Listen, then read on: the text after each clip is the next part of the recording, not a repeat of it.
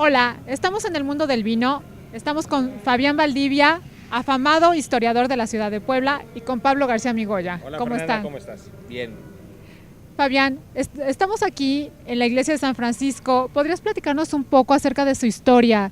Y también podrías platicarnos un poco acerca de cómo se funda la ciudad de Puebla. Sí, claro, bueno, pues estamos, como decías, en la zona de San Francisco, una de las zonas más antiguas de la ciudad.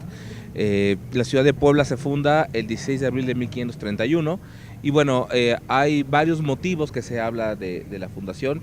Uno que hay que tomar en cuenta es la geografía. Estamos en una zona, aquí a unos pasos tenemos el antiguo río de San Francisco, que ahora es el Boulevard 5 de Mayo. Entonces la ciudad de Puebla, cuyo nombre original es la ciudad de Los Ángeles, se funda en un valle que no había población indígena, a diferencia de la Ciudad de México u otros, donde sí hubo en la conquista batallas y se hicieron las ciudades sobre los restos de las antiguas ciudades prehispánicas. Aquí era un valle deshabitado, tenía río, tenía bosques, bueno, hasta un paisaje rodeado por volcanes. Era un buen lugar para vivir. Se asientan algunos españoles desde 1530, obviamente por la cuestión del agua, para empezar, pero se formaliza este asentamiento y hay un documento que tenemos en el Ayuntamiento de Puebla que presumimos mucho, conocido como la Cédula Real, donde la esposa de Carlos V, la reina Isabel de Portugal, manda a decir en ese documento, que es de 1532, que se haga una ciudad entre Cholula y Tlaxcala, que se va a llamar la Ciudad de Los Ángeles, y que esta Puebla de españoles, que ya existía, se ennoblezca, y a partir de ese día se va a llamar Ciudad de Los Ángeles. Y de acuerdo a los documentos se cree que en esta zona donde estamos ahorita se hizo la fundación. No queda claro, que no hay ningún documento que te diga el lugar exacto, pero varios historiadores del siglo XVIII ubican esta zona como la zona de la fundación. Una pregunta, Fabián. Esta zona, por llamarlo de alguna forma, ¿era una zona de tregua? ¿Podría llamarse que era una zona de tregua entre lo que eran los tlaxcaltecas, los cholultecas y los náhuatls aztecas? En una zona donde no había un conflicto, se podría decir. ¿Hay algo que donde fue una región donde se garantizaba cierta paz, o realmente no hay como tal este efecto aquí en esta zona? Pues mira, Pablo, no existe documentación que lo pueda asegurar.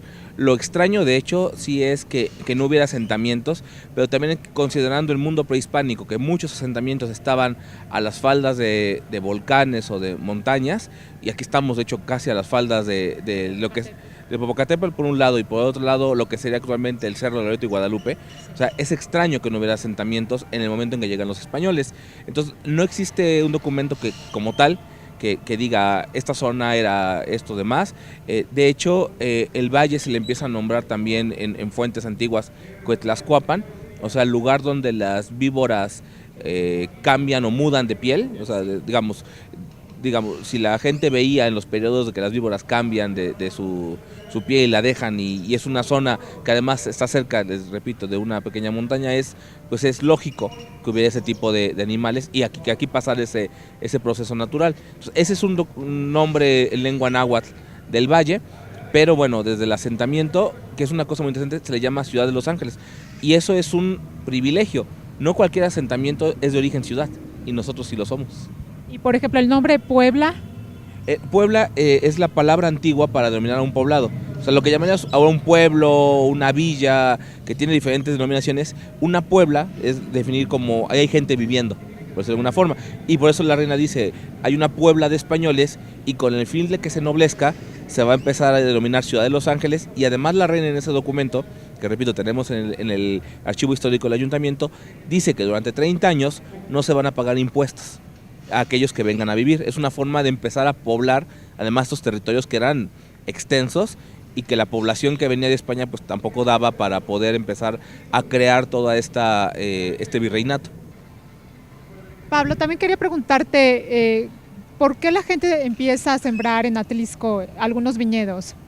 Bueno, Fabián me podrá corroborar esto, pero bueno, en los primeros años de la fundación, si no mal recuerdo, creo que fue en 1934 cuando hubo una inundación del río San Francisco. El río San Francisco se desborda y como comentó Fabián hace unos momentos, todo el asentamiento humano estaba justo alrededor del río.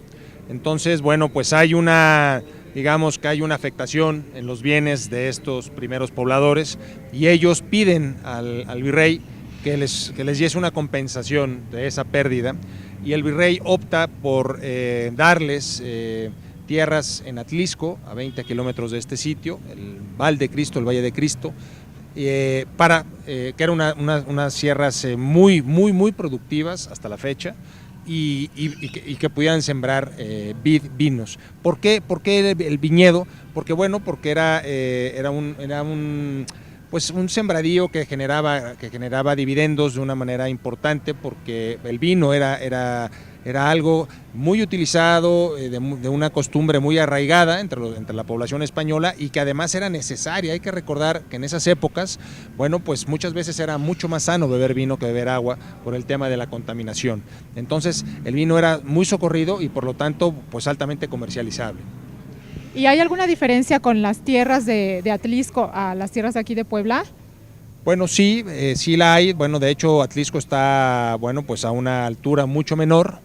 Es menos, digamos que los fríos son menos intensos. Lo que quieren, también hay que aclarar que Atlisco no es precisamente el mejor sitio para sembrar vid.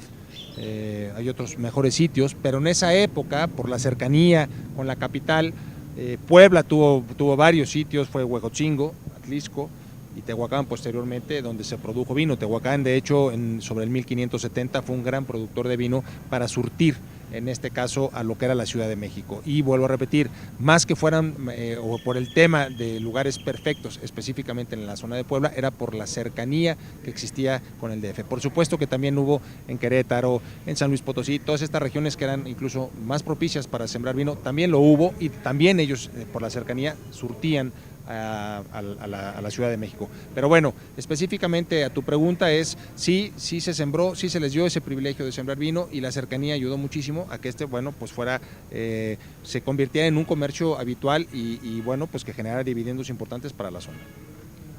Pues muchas gracias, Pablo. Gracias, Fabián, por haber estado con nosotros aquí en El Mundo del Vino. Quédese con nosotros, continuamos.